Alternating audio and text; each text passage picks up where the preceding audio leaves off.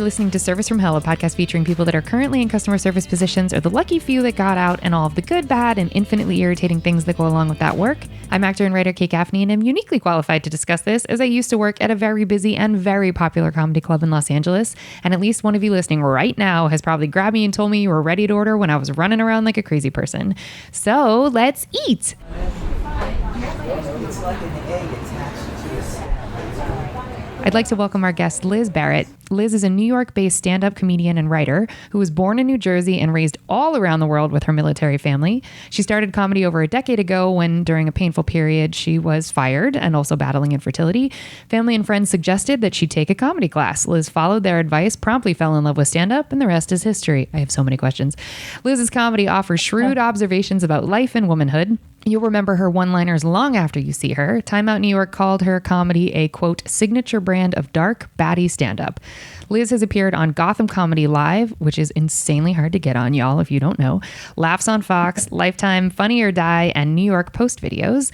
Liz is here today to promote her album release, Getting By, which is out via Pinch Records on July 21st. So I'm purposefully leaving out some of Liz's jobs in this bio, so I'm just going to go to Liz directly. What is your favorite part of comedy? What made you pick deadpan delivery? Why is your album called Getting By? Tell us. So I picked deadpan delivery, honestly, to become different kind of early on, because not a lot of women do deadpan delivery, but it is an extension of myself. Like, I am not the most enthusiastic. I mean, I can be enthusiastic, but that is an extension of myself, and I am very succinct in what I say. I'm also an attorney, so the whole thing has led me to not want to use a lot of words. Getting by is my signature. You know, when just enough is good enough, because everybody's trying to be perfect these days, and I have given up on that. So that is my album is called Getting By. And what was your other question? How do I get into stand-up, or why do I like stand-up? Yeah, what's your favorite part of doing it in general? Well, it's like an actor. I feel like the moments that you're actually on stage connecting with the audience, there's a lot of build up to that and a lot of work to that. So that's my favorite. And recording this album was super fun. And I still like to write a really good joke. Really, that brings me joy. What's your process for writing a joke? I don't think people recognize how complicated it can be. It's very complicated. I mean, I am not as, some comedians are really they sit down for 20 minutes a day and write, or half an hour or an hour or whatever. I'm not as good about that as I should be, and I know I should be better. A lot of it, I write on the subway a lot, to be honest. I just keep writing, and then sometimes I grab an old something in the past and I bring it back together. So I try to keep my jokes 3 lines. I learned that early on. So that was a really good hint, to keep your jokes 3 lines. That doesn't mean you can't tell a story, but every 3 lines you should have a joke, basically. But now I'm sort of I want to work more into having a bigger chunk of jokes too about one thing. So keep trying to tweak that. I used to be much more one-liner, which is really hard. It's 10 minutes and there's 100 jokes.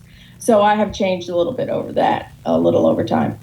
I think that people underestimate or maybe don't realize how complicated that actually is, because I think The Moth kind of muddied the waters as far as what we consider what comedy is. And you can do storytelling, and storytelling's important, but if you pay attention to the storytellers, they're still working jokes in whilst they tell the story. So I know that in the comedy community, it's filled with snobs and all kinds of rules that nobody agrees to. So because there's a lot of attitude about taking a comedy class and oh, that's terrible. And it's Taylor Tomlinson started in a comedy class, but okay, yes, yeah. Comedy class is terrible. What was it how did you get over people's judgment of that? And because you're public about it, a lot of comics won't say if they've taken a class. They won't say. I mean, I was older too.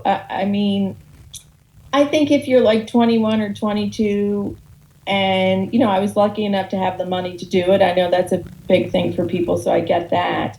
But I think it doesn't cut the work, but makes it so you have some people that you start with. And most of the people, honestly, in the class are no longer doing comedy. I'm probably one of the only 1 or 2. But I just think it helps you if you can. It's just another tool. I mean, I don't think you need to necessarily do it. And if you can be 20 years old, like going to 10 mics a night, that's great. And I've had that time where I've been doing all mics and things like that. But it just helps you just a little bit more, I feel like. Oh, I think it just gives you just a slight leg up in an already wildly competitive market. Like, why not give yourself an advantage? I mean, some people go to Harvard. I mean, it's like they all go to Harvard and are part of the hasty, come on now. There's all sorts of ways. And it's just another way to, I think, help if you can do it, Yeah. And do you find that your skills you mentioned that you're a lawyer. So do you find your skills from practicing law transfer, or that they're like transferable skills in between law and comedy? Yes. I mean, I've known a lot of great comedians who are lawyers, actually. They may not pursue it, but I find ad people are really good too. But I find that ad people are kind of like, wait, I'm doing this for free a lot and I could be paid to write these commercials, so I'm just going to go back. But they usually are really good comedians. But then lawyers are too, because I think we have to get to the point and we have to figure out, like, my whole job is to figure out people, read them very quickly, figure out their credibility, basically. And, sometimes it's bad because now I'm like, I got you in 2 seconds, which isn't so great. But I think it does. And writing and, and some lawyers are terrible writers, terrible. So it doesn't necessarily mean you're going to be a good writer. I think it does help me, actually. And all I do is write everything. Yeah. Do you practice, what kind of law do you practice? That, like, is it criminal defense, or do you do no? I mean, I guess a lot of comedians won't even talk about it, but until, comedy starts paying a lot more. I have a part-time job. I work for New York City as a hearing officer. So I have hearings that I do part-time. That's my day job. And then I used to work for the state, for the insurance department. That was not a very glamorous job. And then I used to work for people who were suing doctors, basically medical malpractice. Okay. So that was my history. But right now I'm doing, during the day, not all the time, I do hearings, which I guess I'm not supposed to say in the comedy world either, but I don't care anymore. I'm so over how precious everyone gets with, like, these manufactured rules. It's like nobody gets out of life alive. Like, can we just all cool it on that? Whatever works is what works. Like, it's wild to me, the snobbery and the, like, oh, you can't go to that mic, but you can go to that one. But if you go to that mic, understand these. And it's just like, can I just do a quick 5 and get off stage and walk away? Like, it's wild to me, these like fake hoops that we've created when it's already a hard enough industry. Like, yeah, it's already hard enough. And, then you get around people and then you find out, like, people who are like touring are still doing their day job too. So, it happens. It sure does. A lot. But people just don't talk about it. They don't. Why do you think that you're one of only 2 people from your class still pursuing it? Were those people who wanted just sort of to just try it, or were they people who had big dreams and they were like, oh, this ain't it for me? It was kind of a mix, to be honest. Some people had already been doing it out in LA. They were good, already good. I mean, it's a hard row. I think especially like if you're young and then you meet someone who's not so into you doing it. I think that breaks off a few people.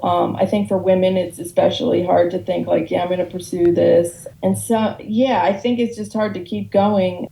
And if your circumstance doesn't really allow it, I think sometimes it's just hard to keep doing it. Have you experienced, just to get real lighthearted, have you experienced any of the bullshit that just for being in a female body that it happens to a lot of female comics? Like, have you run across, like, very blatant misogyny or sexism or harassment or any of that fun stuff?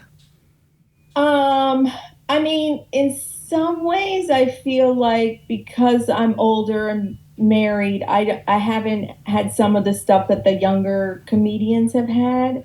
However, on the other hand, I am older and married and like not hanging, like I think it's a double-edged sword. I think either way it would have been difficult, but I have.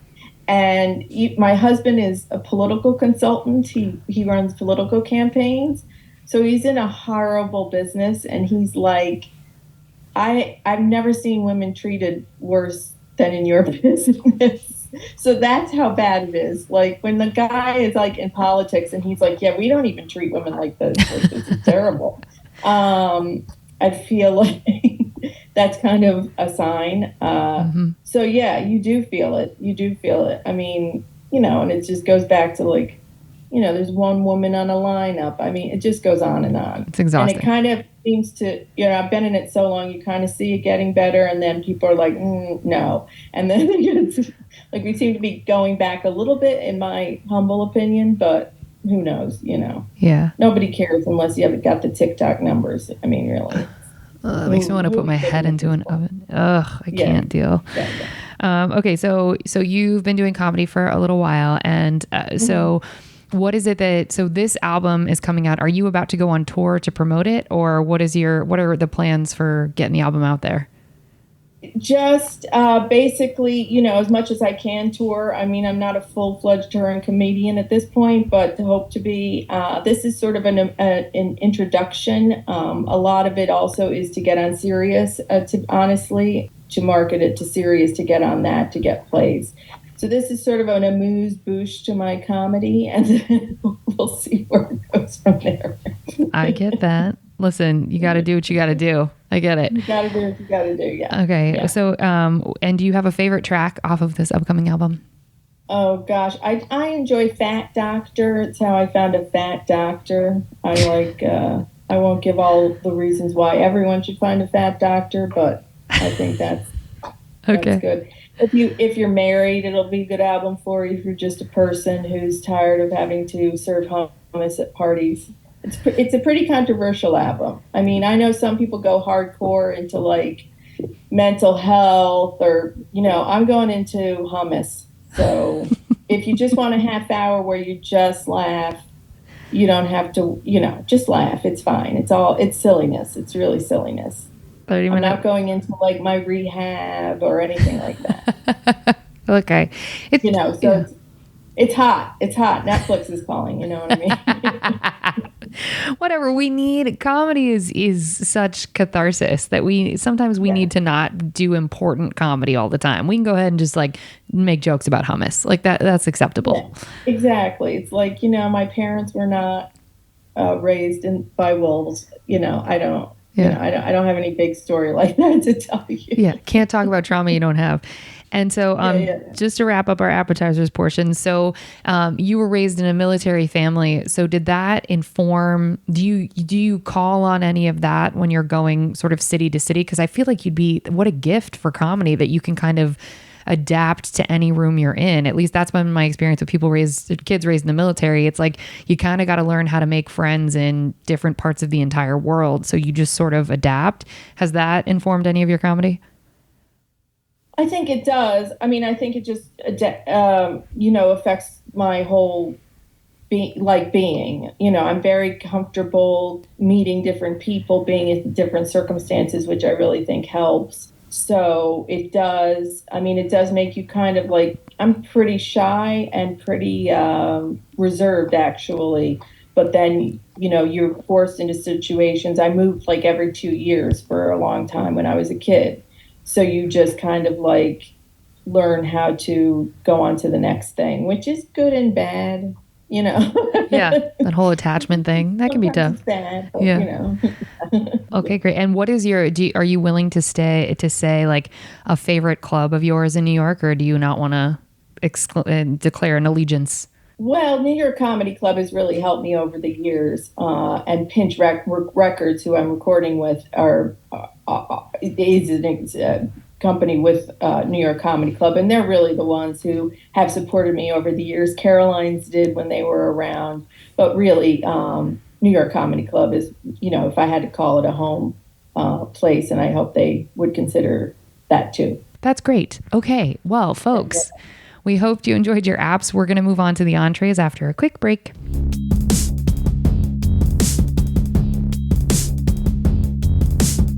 Okay, we are back, and now it's time for the entrees. Okay, so I know that you get the sort of format. And before we started recording, folks, Liz was like, I don't know, I haven't really done that many customer service jobs. That is a very common refrain from a lot of guests. And then we mine a little bit deeper, and then they're like, oh crap, I forgot I did fill in the blank. So what is your first job ever where the government was taking taxes out of your money? I think my first was when I was in Virginia in high school, and I worked at Captain D's, which is a off-brand Long John Silver's. Yeah. I don't know if you know it. Oh, I know a lot. My town has a Long John Silver's, and I know what Captain D's is. But for people not on the East Coast, can you please elaborate as to why that's specifically specific? It's Long John Silver's. They did fried food, and I worked there for a couple of months. They thought I was amazing because I could do it all. I could do the front and the drive-through, and sometimes you have to clean the bathrooms and then make the banana cream pie like you do.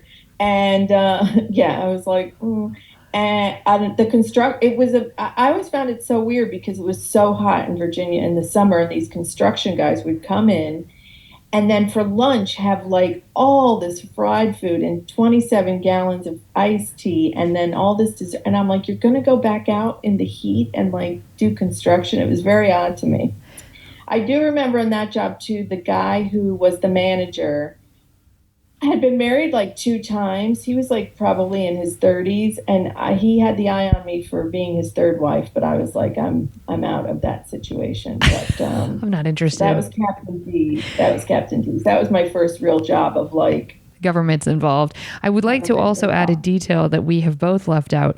It's not just fried food, it's fried seafood. So it's like shrimp and fish, and it's real specific. Oh yeah. It's fried fish, it's fried clams, it's fried, yeah. I think I just saw, like, a couple years ago, we were traveling down south, and I saw one, and I was like, wow. Still hanging on. It's so funny, because I'm from a town of 6,000 people in Ohio, and we have almost no, like, stuff in my town. And one of the things that has been around for 100 years is a singular Long John Silver's standing in the middle of, like, this just cement parking lot. And it's like, there is always a line there. God bless, like, no judgment. I mean, eat the food you want to eat. But to your point, these gentlemen are scarfing down fried seafood and then going back into, like, I can think of nothing worse other than I literally can think of nothing worse right now that I would eat and then go back out into the heat and not be projectile vomiting everywhere. I don't understand how they did that. I never understood it, because it was so hot too. It wasn't like it was like Maine where it was chilly, Yeah. I mean, even for non-health purposes, it's like I upstate, there's like this small town, and all they have is like a Pizza Hut. Like, who's going to Pizza Hut anymore? I mean, I get even delivering Pizza Hut, which I would, whatever, but like, who's going to Pizza? And I remember going to Pizza Hut as, a kid. Oh, that was gourmet food for us, because there used to be a Pizza Hut like buffet, and you could get an all-you-can-eat salad and a lot of personal pan pizzas, and we took advantage of that as children. Yeah. But now it's like, and those red cups, that would say Coca-Cola on one side and Pizza Hut on the other. Yeah. But so that was my first real job. Okay. And then I worked for the state and worked for the forest ranger with the check-in with the campers. Oh, was that I bet you saw a lot of weird shit. I saw a lot of weird shit, and like looking back, and now because I watch a lot of murder shows, you think, oh, I really could have been killed. Like at certain point, and there were a lot of really nice forest rangers, but they would like be going around the whole campsite, and they call in, and I'm just there alone. Like I could have been really murdered. I wasn't, so that was good. So you're still here.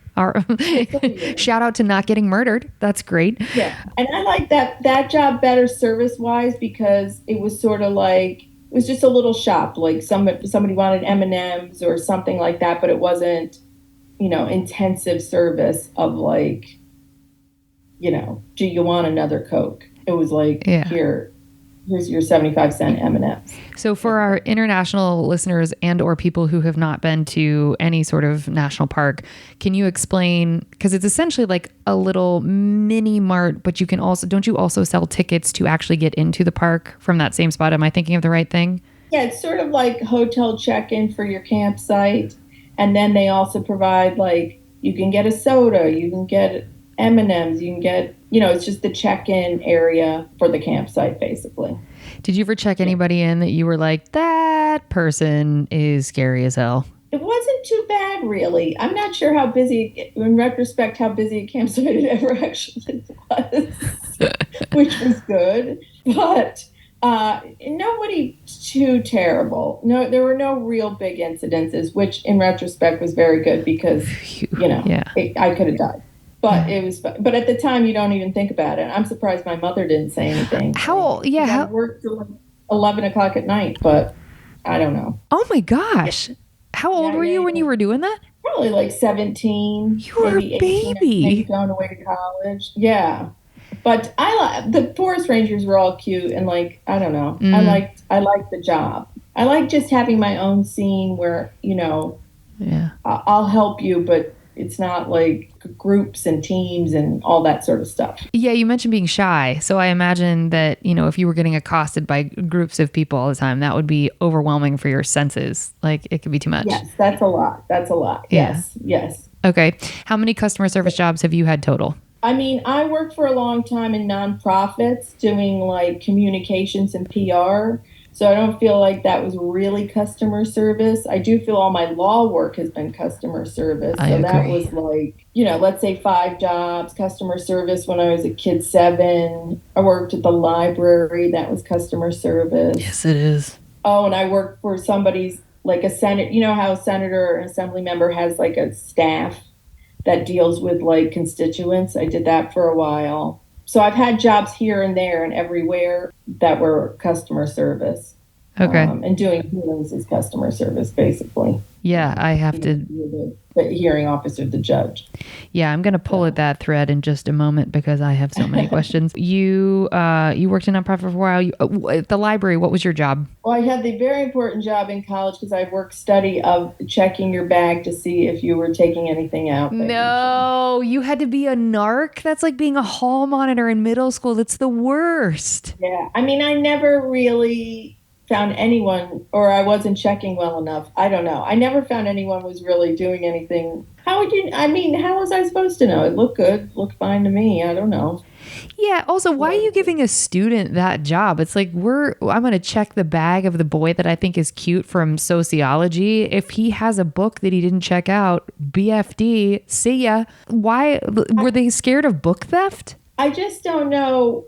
Were there a lot of people stealing books? I've never heard that as a thing. Yeah, it wasn't a scourge. I've never heard, I've heard, friends later in life say, oh yeah, I used to shoplift all my makeup, in high school. Okay, yeah, but no college student is like, I'm going to steal this book because what, I don't know. I guess I was not supposed to check if like somebody brought in like a giant banquet of food or something like that. Oh, yeah. I guess I get that. So that was customer service, but that was fine. Oh, and I checked books out. I like that job. That was very calming because nobody's hyped up at the library. Yeah, or they shouldn't be. They shouldn't be. Yeah. That's not really your place, is the library. Did you guys ever catch anybody having sex in the book stacks?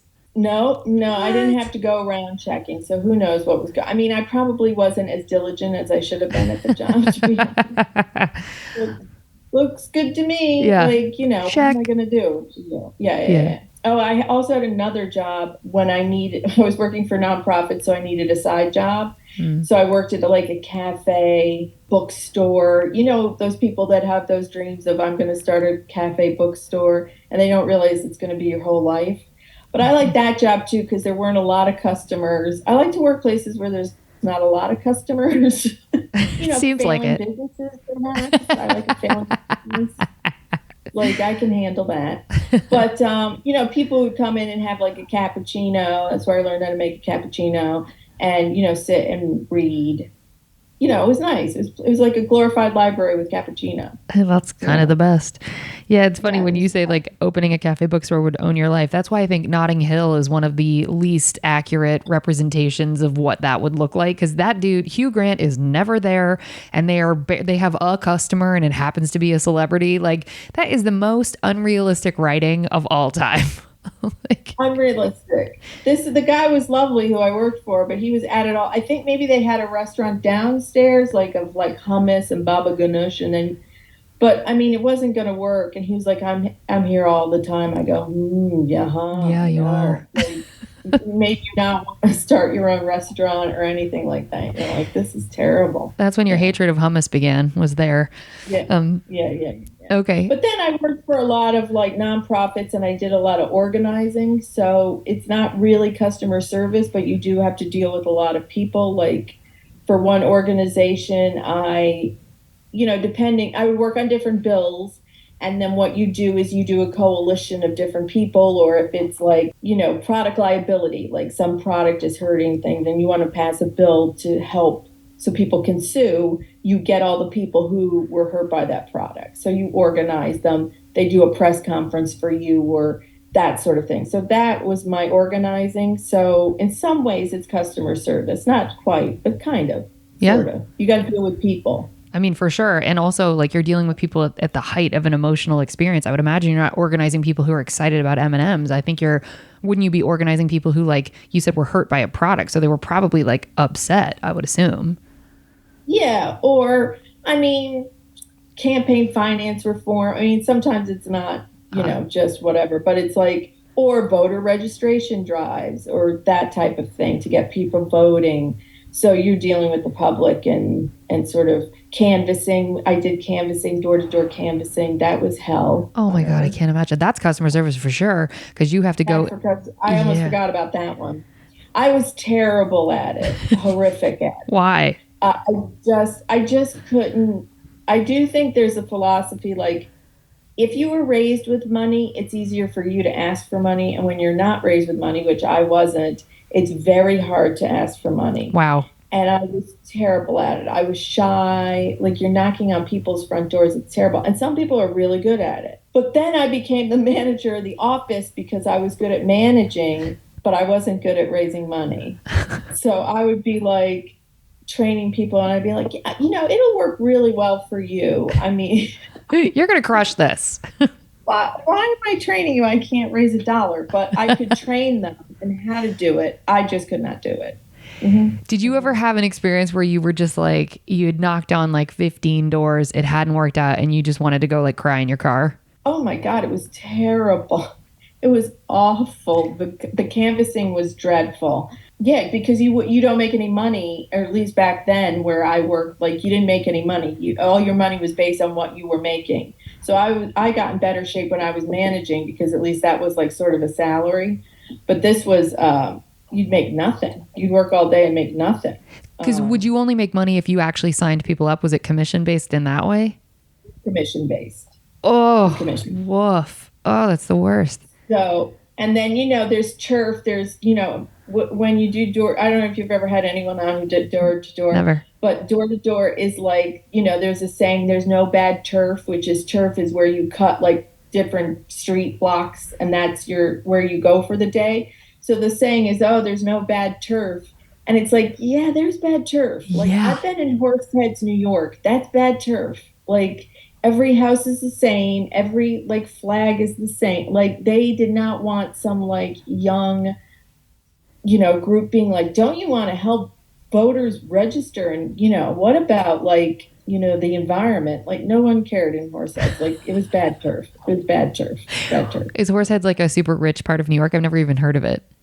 No. Horseheads is up by Syracuse. Oh. Upstate New York. I know Syracuse, yeah. Yeah, it's up by, and it's like not, it's poor. It's really, no offense, Horseheads, but buy my album.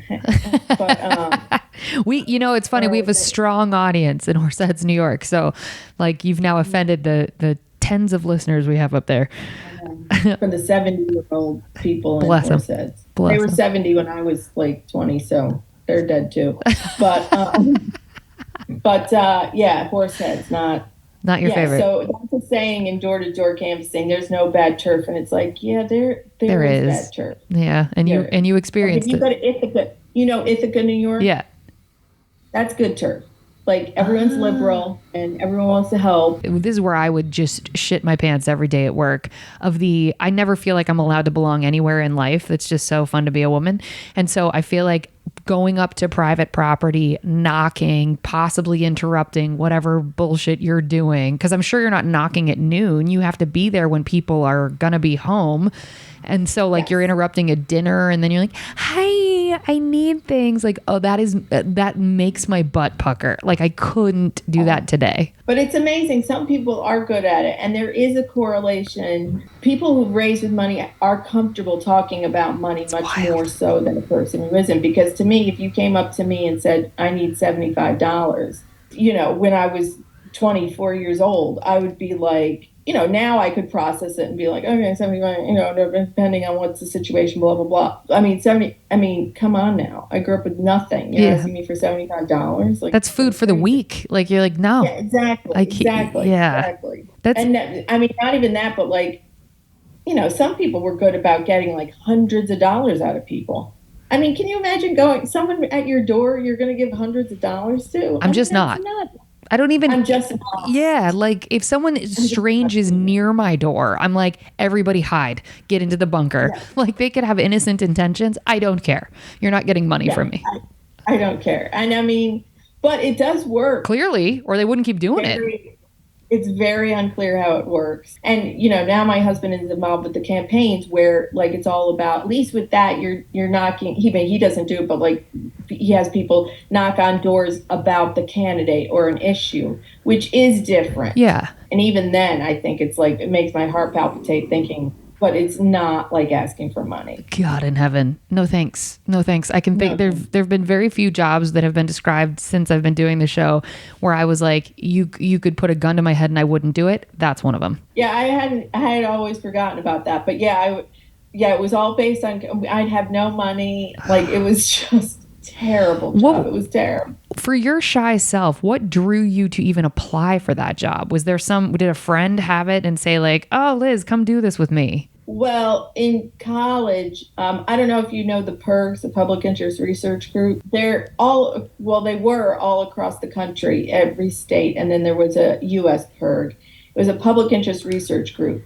which was started by sort of the brainchild of Ralph Nader, which I don't think anyone listening to your podcast probably knows who he is. He was a consumer advocate who led the fight for like the lemon law for cars and all sorts of consumer things, seat belts, the speed limit. He did run for president later, and there was a whole thing because he kind of ruined it for Gore, but that's not the point. So anyway, on college campuses, they had a PIRG where you were trained to be activists. Actually, Barack Obama was in NIPIRG a long time ago as a student. So I was a student at Binghamton, and I got an internship with NIPIRG and did PR and things like that. And then I went to go work for them and went to a college campus to be their project coordinator, which was basically you training the students in all these issues and organizing them. And in the summers, the job was door-to-door canvassing to raise money for the organization. So I didn't really want to do the job, and it wasn't required I do that job, but it was sort of like, okay, so go. Ooh.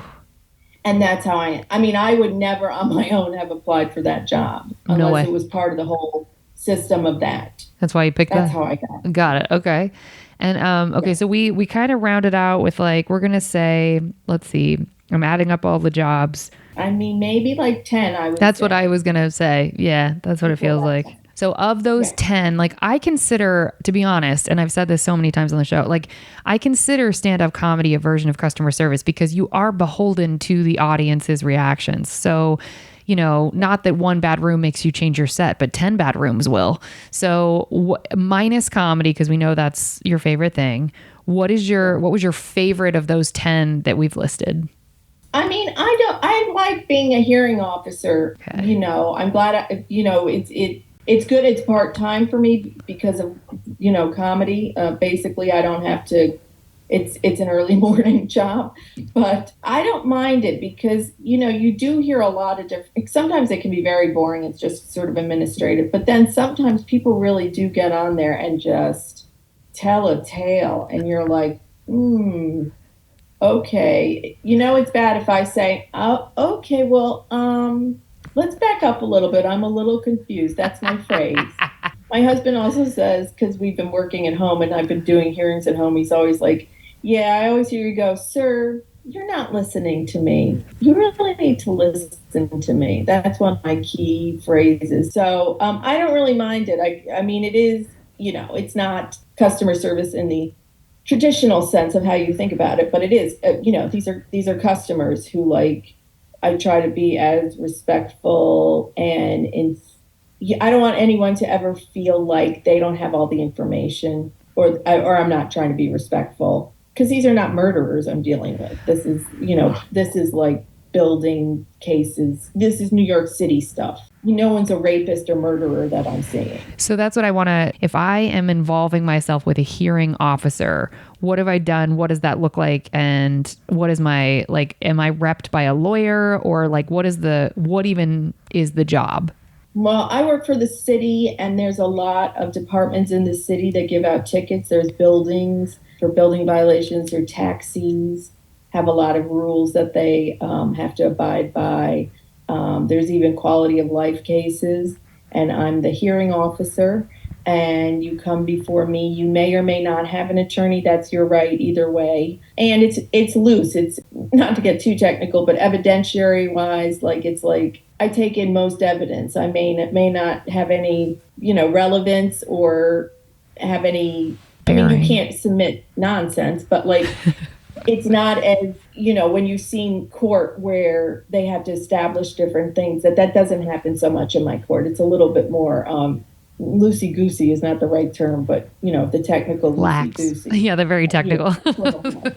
Very technical loosey-goosey. Yeah. So that's what you would have, and then you usually have an attorney who's representing the city. But again, these are not, my big goal is to become like Judge Judy. I really think I could do it. I mean, Steve Harvey now is that judge. I kind of adore Steve Harvey. Do you? I really do. I really do. I kind of do. And I bet at stand-up, the people are on the floor. I bet he I believe you. crushes. Yeah. Crushes. Yeah. What was I saying? Like his show where he's a judge, I'm like, I could do that.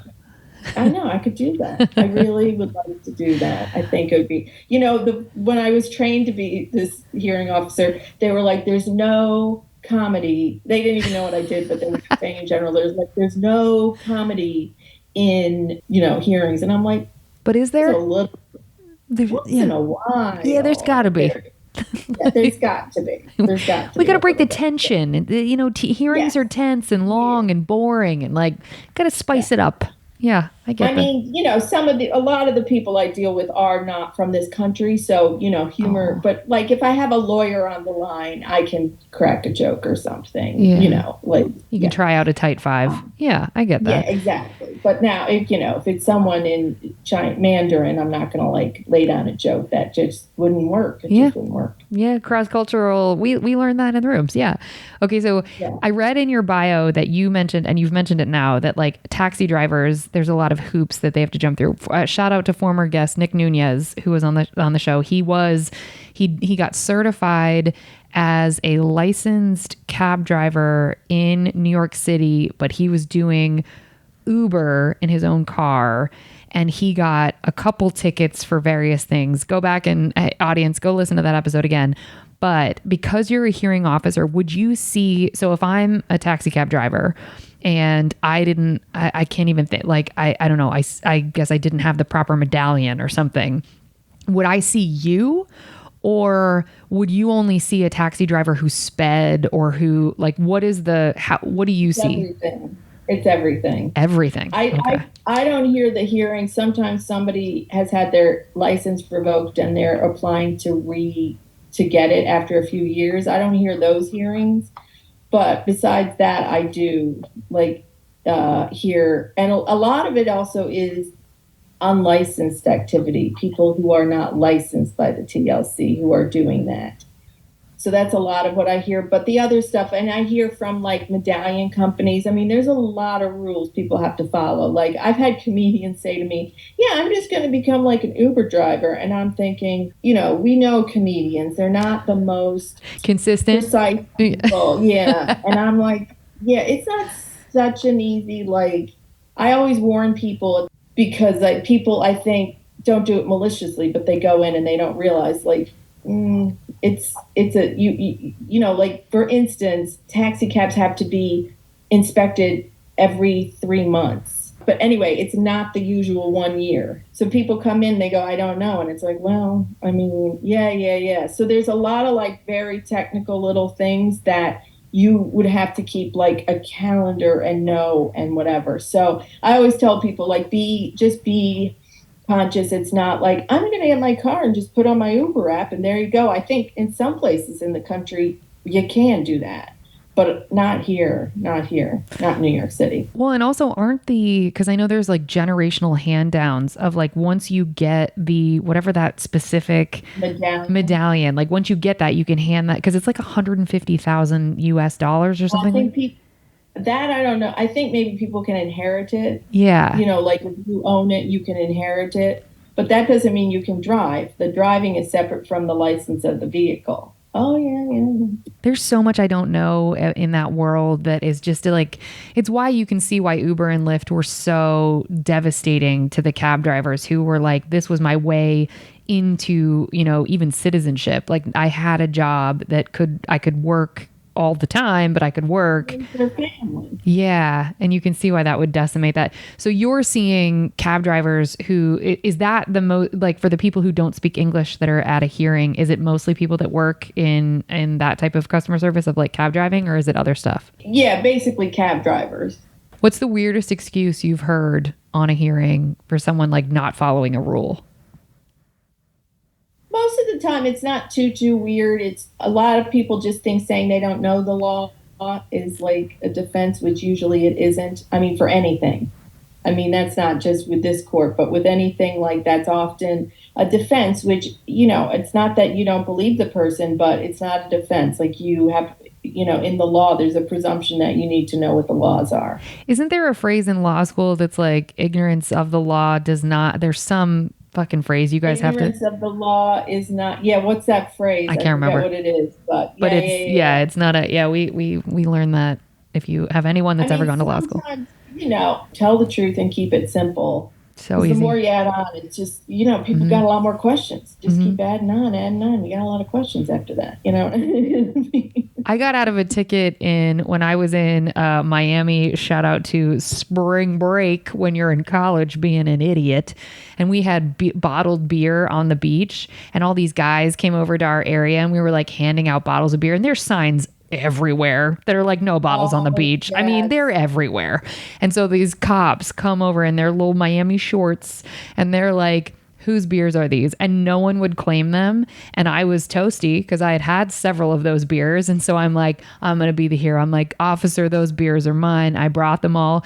And the one officer was like, you brought all of these? And I was like, I did. I go, nobody else is stepping up. And he goes, I'm excusing what should be a ticket because you were honest. And he's like, but I also know those weren't all your beers. And I was like, I just went like this, and he was like, today's your lucky day. And I was like, sometimes honesty, because cops and lawyers get lied to all the time. All the time. Sometimes honesty will get you out of shit. Like, God, thank you to that officer for not ticketing me and ruining my spring break. Yes, but yeah, I mean, and sometimes you feel bad for honest people because they're being honest, but then it doesn't really matter. Yeah, they don't give a shit. Yeah, that's also true. Yeah. Okay. So what was your what has been your least favorite of any of those 10 jobs? I mean, the door-to-door, really, I did not care for. It had to be. It wasn't a good fit for me. It was like hell. Yeah, no thanks. And then, of course, I was very young. I was like, 20 probably. And, it's a good job if you're like partying, and you do get to hang out with a lot of fun people. And we did party a lot because you did work from like, 4 to 9. Damn. And then you would party. Yeah. So the hours weren't bad. But I made no money. I just wasn't good at it. I just wasn't. So that, I think, and that's the one that if I think about it, I get a little tense, like, Or some days, if days are really bad, I think, well, at least I don't have that job. Like, one of those jobs. It's so, I've interviewed 6,000 people and no one has ever said that's so wise of retrospectively looking back and being like, oh, this job is not as bad as X. I've never heard anyone say that. And that's such a healthy perspective. So good job, you. Like once in a while, or like, I'm not middle school today. That's good. Like, I'm not getting shoved into a locker. Yeah. I make bizarre pep talks to myself, But I mean, some days you gotta have it. I mean, my other little tidbit is, everyone now is like everything's on a phrase, and it's like, oh, you can't quit, you just gotta keep. And it's like, A, sometimes you're bad at something and you can quit, and B, quitting's always an option. Always. Keep it open. Sometimes it just will get you through Tuesday thinking you can quit. Yes. Like, just everybody calm down about, like, you can't quit. Sure, you can quit. Yes, you can. Quit. The number of times I stomped through so many customer service jobs being like, today's it, that's it, light this building on fire, I don't give a fuck, I'm quitting. That kept me employed, having my tantrums. And the next day you show up. You go back. You do. Fine. It's fine. But, sometimes it's a motive. It's like, I can quit, Yeah, it's empowering. You've quit jobs, yes. I assume? Yes, many. Yeah. I mean, that's empowering, too. Yeah, it is.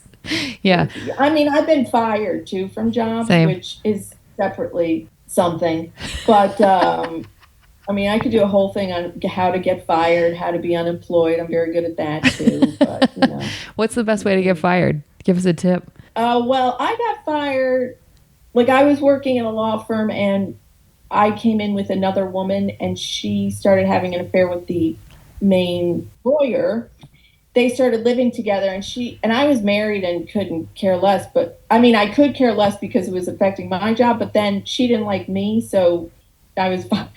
Ma'am, wait, so she got you fired because you found out that they were stupping. Well, no, the girlfriend, who was a lawyer, I'll put it in quotes because I'm not much of a lawyer, but she just didn't like me sort of around. And so that was why I was fired. And I was fired, that was down by Wall Street. So like, those movies where you get your box. No, Liz, no. Is that what happened to you? Yeah. And then, I think the guy was, window cleaning. And he had seen this scene before, I think, but he was like so sweet. He's like, "Do you want me to get you a cat?" Because I was like bawling. I had my box, and then it happened again. I moved up a couple of blocks to a different job, and I got fired because I can't even get into why I was fired at that job. But I ended up like 3 years later, like sort of on the same street with the same box. So I don't work down on Wall Street ever. No, it's bad juju for you. Yeah, with the box and they walk you out. Have you ever had that? Oh, my God. Upsetting. Very upsetting. Why do they do that? Is it just because they think you're going to make a scene? Like, what's the like having security walk you out bullshit? I think the theory is you won't go berserk. You won't take anything. You won't come back and I don't know. But then the same not the same window washer, but I think they see it all the time. They must. I mean, the turnover there is wild. I mean, especially after 2008, like you think that they would be, wow. They're like, oh, another person with a box at 10 a.m. just crying. Yeah. Like, Did they do that thing where they waited till Friday? Because I've always heard the blow is less aggressive if you do it on Friday so that they can go into their weekend. Or were you fired on like a Tuesday? As I recall, it was both early in the week. That's shitty. Yeah. That's shitty. Yeah. So then you're got to watch daytime TV and feel like shit about yourself. Like, I shouldn't be watching Oprah. I should be at work. I think I went to my friend's house and laid on the floor for one of them. Man, I wish you could get into it, but I don't want you to get quagmired into whatever as to why you got fired from the second one. Oh, it was a complicated thing, and it was just all like, are you kidding me? But then once I got a lawyer, my friend was a lawyer, and we went in and got all the rest of my stuff. We had a meeting, and we're like, okay, now we're getting all the rest of my stuff and whatever. It's very dramatic. Yeah. I mean, that's tiresome. I haven't had that in a long time, which I'm just as happy about. I mean, that's the nice thing with comedy. If you have a really bad experience, you don't have to do it again, and you just you're just like, okay, well, I know your deal. You know what I mean? 1000%. I always say too, it's like, be careful if you keep comics in your circle, because if you say something dumb or you hurt them or you do something shitty, they're probably going to say it in a room full of people and they're going to talk about it, and they're probably going to use your real name because they don't give a shit about it.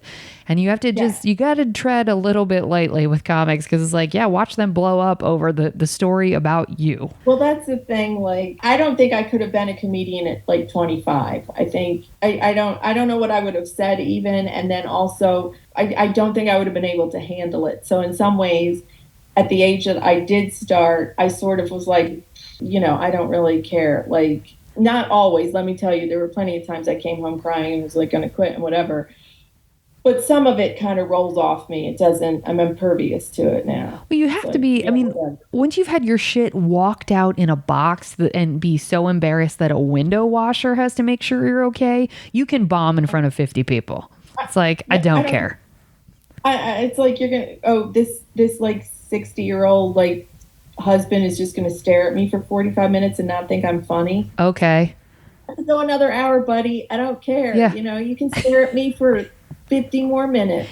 Yeah, also the first 3 years of comedy, you're just eating shit constantly. Even if you're doing 5 mics a night, all you're doing is eating shit. If you get a singular chuckle, you're like, well, this 3 years wasn't a waste, but it's gonna be a long road to get that chuckle. I also think I always love to crack up comedians in the back when the audience isn't laughing. That's my favorite, which really won't get you famous, but I just enjoy it. Yeah, if like, the comedians are in the back cracking up. What's the weirdest thing you've been asked to do whilst on the clock? Oh, God. I mean, working at Captain D's where they're like, okay, wash the toilet and then, make the strawberry shortcake, kind of turned my stomach. That was really rough. That makes me sick. Like, yeah. Hygienic-wise. Yes. I don't even want to pull at that thread because that's actually making me nauseous. So I'm going to power through that. Making me nauseous. Was there ever a job that you quit in any capacity that was like dramatic? Have you ever quit a job? And if you did, was it dramatic, or was it just you just quit politely, gave your 2 weeks and called it? I don't remember quitting in a very dramatic fashion. I mean, there was one time, but I worked for this nonprofit in DC, the National TV Turnoff Week, which now I think is something else. It's like where you turn off all your it's done in schools and libraries and towns, where you turn off, at the time you just turned off TV because that's what we had. So now I think they add all the devices and whatever. And the guy was like, this was in DC, and he was a rich guy, and I had nothing. And we worked out of this one room trying to build this like movement. And of course, I was watching TV, whatever, you didn't. But he was rich, so he would like go home to Georgetown and like kayak for the night and whatever. So I didn't. But part of my job was to input all the computer, the network, the contacts, which took like, if anybody has like a list of contacts, it takes a long time. And one day he just had his like buddy come and he like erased the whole thing because there was a problem. And I went in and I was like, what did you just do? And this woman this was back when Clinton was like president, or I think it was Clinton. She had done like work with the Clintons and she was in between jobs. So he had convinced her to come do this. Like, we like freaked out, and I was wandering the streets and she was like eating a Snickers bar, and she says to me, if you stay 1 extra minute after work rebuilding this database, I will lose all respect for you. Do not, you can do it during, he's the one that screwed up. And it really taught me a lot. I was like, you know what, you're right, because this man is an idiot. So that was the closest, I think, in any dramatic fashion. I like the Snickers bar lady. I really appreciate that she was like, here's how you're gonna, it's like, that's girl code. Like, I'm gonna let you know what you're not about to do. Code. Yeah, that's lovely. I thought she was cool anyway. I was like, oh, this woman's cool. And she just came on as sort of as a consultant, and it just taught me a lot. I'm like, all right, I get it, Okay. Have you ever told a customer to fuck off or like been aggressive with a customer? You don't strike me as someone who would ever do that, but have you ever done that? Oh, maybe. Well, no. I mean, no, not as a customer. I try to be respectful, but, if you really don't get me angry, because I'll rip into you like a monkey on a cupcake. I mean, you don't see monkey on a cupcake is a great phrase I've never heard. You really you can let somebody know about themselves? Oh yeah, something fierce. No, no, no. Like, and Monkey on a Cupcake is not an original. It's from like I think Ray Romano says it. Or I'm giving something. you credit. I don't care about But Ray. I really like that phrase. It's quite descriptive. Yeah. So have you ever done that in a work setting where you've let somebody know about themselves? I think when I was being fired from the law firm with the woman, I just was like, what the hell is this? Yeah, a lot of times you got to keep it down because also like, it's even like in comedy, you don't know where someone is going to go. Yeah. And now it seems like no one, you think, oh, that person's gone from comedy and then they become the booker of the whatever. And you're like, okay, great. Shit. I pissed them off early on. But that is the currency, though. I find that's true in entertainment across all mediums is that it's like, well, you got to tread lightly because you don't know about so-and-so. And it's like, that is also, and I'm not blaming, I do the exact same thing. It's just, it's also how the Harvey Weinsteins of the world get where they get because all of us are like, well, you don't know. And then at that point, he had power. So it's like, especially in comedy, you just don't know. And so it's like, it's why Louis C.K. got away with his nonsense for as long as he did, or like any of the comics who were coming for now that were like, you did that for how long? How did no one say anything? And it's like, because it's an industry that the fear is a currency. So you have to be so careful because you don't know where someone's going to end up. Yeah. And I digress, but that's like when Meryl Streep was like, oh, I didn't know what Harvey was doing. I'm like, shut up. You did. Yes, you did. Shut it. It's like, okay, we all get that. Like we all have to suck it up sometimes and we can't all do, but I'm like, Meryl, you did know. You did know. Yeah. I mean, if I know and I'm not even anywhere remotely involved. That was my exact argument. I'm like, I knew about this when I lived in Ohio and that was 100 years ago. I mean, like, come on, ma'am. You're like, ma'am. Okay, come on. Yeah. Yeah. Do you tip? Oh, yes. I forget who in my family said, like, if on my tombstone it reads, I over tipped, like, that's not going to be, a bad thing. Like, I try to over tip as much as possible. And even when I tip, like, sort of just appropriately, I always feel like a little guilty. Like, like if it's, yeah, you got to tip. And people really don't tip. It's really, especially outside New York, people do not tip, which I think is more cultural than just trying to be rude. But like New York, it's like, what was that Steve Martin movie where he's like, I tip everybody. Like, you just tip everybody. Yeah, it is. Yeah. That is very much unique to New York. I feel like in LA, we're way more like, you're going to earn it. And as soon as you don't do X, we're docking $1. Like that kind of punitive shit happens out here a lot. Where you're like, all right, man, but like we're still all trying to pay our rent. Yeah, that happened to me when I worked at a comedy club. We would have sections that were 150 people and you are going to have slow service. You just are. That's too many people for a section. Like or 100. I'm being dramatic, not 150, 100. Yeah. But it's too many people. Yeah. And people would be like, I'd get notes on receipts that were like, I would have tipped you, but you weren't fast enough. And it's like, boo, you're not the only one I'm taking care of here. Like that's a very LA thing. I think maybe twice or 3 times it's been so bad I haven't tipped. But that's like, I think more like twice in my whole life, which, I get out and about. So like, yeah, you're not brand new. Like, yeah, I mean, I will, even when service is bad, I'm like, well, I'll still like to, like 15, 20%, It's so funny because you've not worked a paid position, but amongst those of us who have bartended or waited tables, we consider 15 to 20% like saying, fuck you. Like we consider that stiffing, which is so funny because it's like, we're not teaching you a lesson. We're still giving you money, but all of us are like, that would have been 30%, but you had an attitude or whatever. It's so we do that.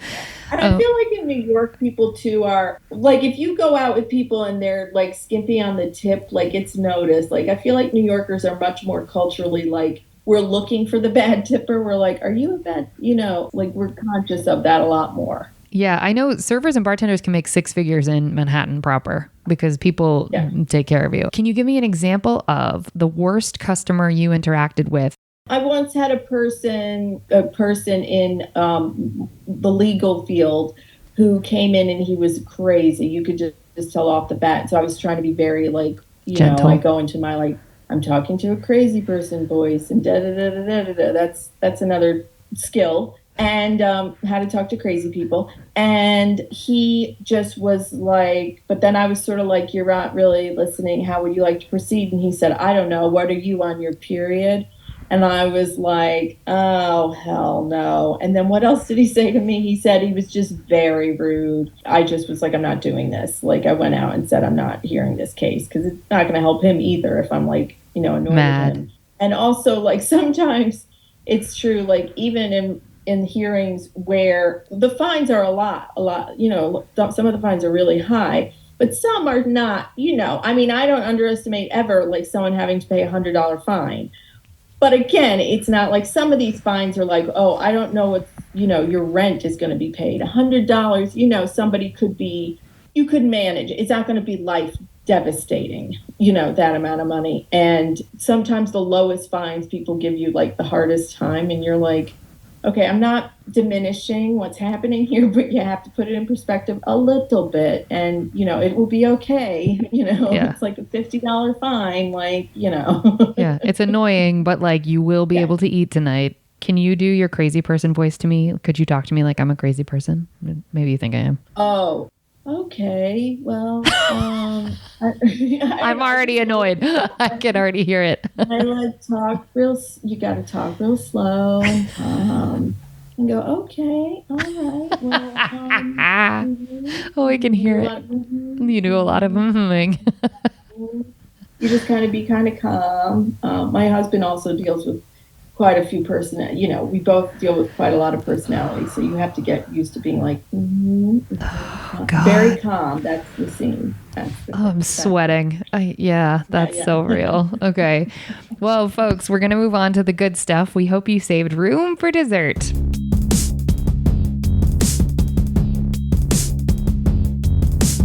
Okay, this is the nice section, Liz. This is where we tell the happy stories. What's the nicest thing a customer has done for you whilst you're working? Or you could even say like maybe a crowd member or someone, just what's like the nicest customer experience you've had? A lot of people are very nice at shows if they really had a good show. I mean, they're just very sweet people and, they just make you feel like you've done something nice for them, which is always a good feeling. You know? Or if someone even in the court was like, thanks for being so nice and explain things, just to be acknowledged that like you've done something nice. Because I try to be, That's really kind. Yeah, I think people don't realize that if you go up to, like, everybody thinks comics don't want to be bothered, but, laughter is the best way to let comics know what's going on. But then to go up after and be like, hey, you were really funny, like that will carry a comic through 2 months of sadness. Oh, forever. Yeah. Forever. It was like, I remember after Donald Trump was like elected and I used to have a bar show and I had this bar show and this guy didn't even, he just kind of wandered in at the back and then he's like, oh, thank you so much. This is what I really, and it just like was like, oh, this is why we do it, to like just make people forget. And again, it's sort of like that's what I'm saying about my comedy album. Like, it's not going to be an album about like, I don't know, some heady thing. It's just have a laugh. It's okay. Who is your favorite customer that you've ever interacted with, or like the best customer experience that you can remember having? The best customer. Gosh, I don't even really know. I do appreciate if they're like sort of funny and succinct about stuff and like just move it along. That's my favorite type of customer.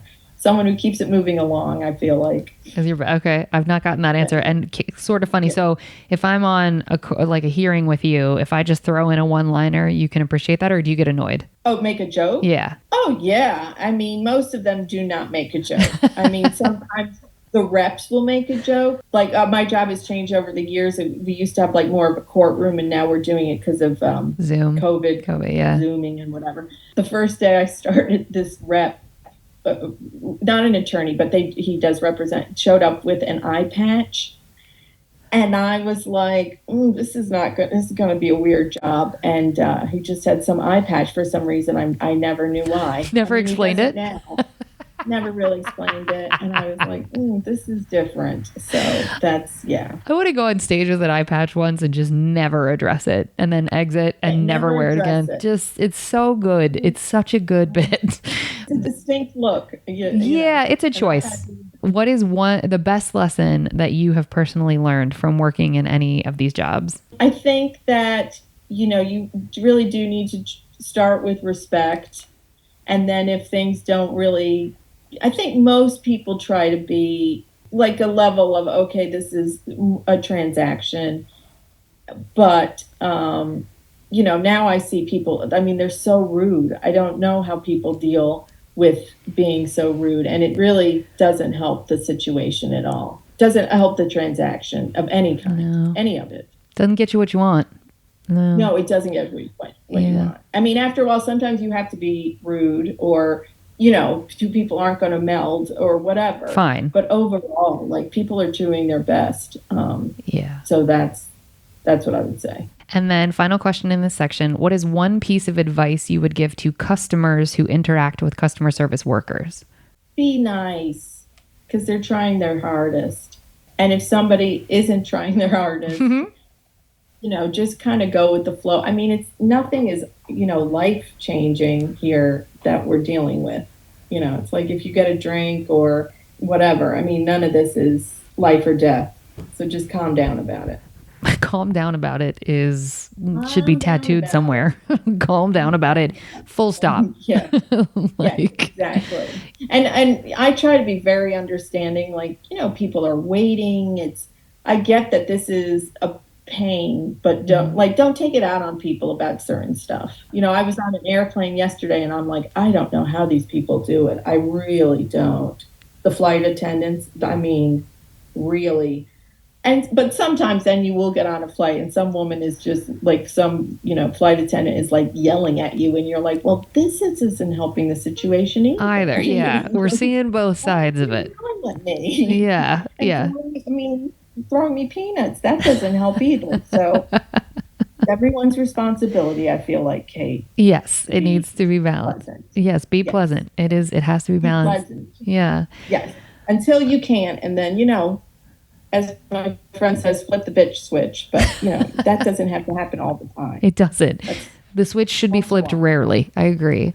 Rarely flip the bitch switch. Well, Liz, how can people find you? Where will your album be streaming? Are you going? Well, you answered the tour question, but what are your socials? Like, do you want people to find you? What's the deal? I'm at Liz Comedy on everywhere, on Twitter, on TikTok, on Instagram, and Facebook. I got to get on this thread, Kate, or whatever it's called, the new one. We're going to talk offline about that because I've done some research and I'll just say I don't know if you should sign up, but go ahead.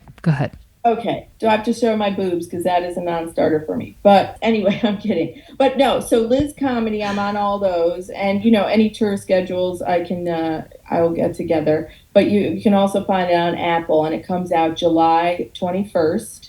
But if you follow me, then you'll be able to also follow the album. And please buy it. I don't remember how much we're charging. $75, but it's the best $75 you'll spend this year. So, no, it's not that expensive, folks. It's just a little laugh. Just have a little laugh with me. I love it. Well, folks, we're going to drop your checks now. Thank you so much for listening. If you want to help us out here at Service from Hell, we'd love to have you subscribe, rate, and or review the show wherever you listen. It will help us reach more people that need to be schooled on the art of being kind and will be catharsis for those of us still working in the industry. If you want to get in touch with us here at Service from Hell directly, send us your receipts to servicefromhellpodcast@gmail.com. We always love hearing from y'all. Remember, if you can't afford to tip, you can't afford to go out. So don't be garbage and be good to people. It's easier that way. Thanks for being on, Liz. This was lovely. You understood the assignment. Yeah. Everybody stream Liz's album. And now I should have the title down here with me, and I don't. Getting by. Not getting. You have to drop the last G. Drop the last G. All right. Well, on that note, we're gonna get out of here. Thank you, folks, so much for listening. Good night.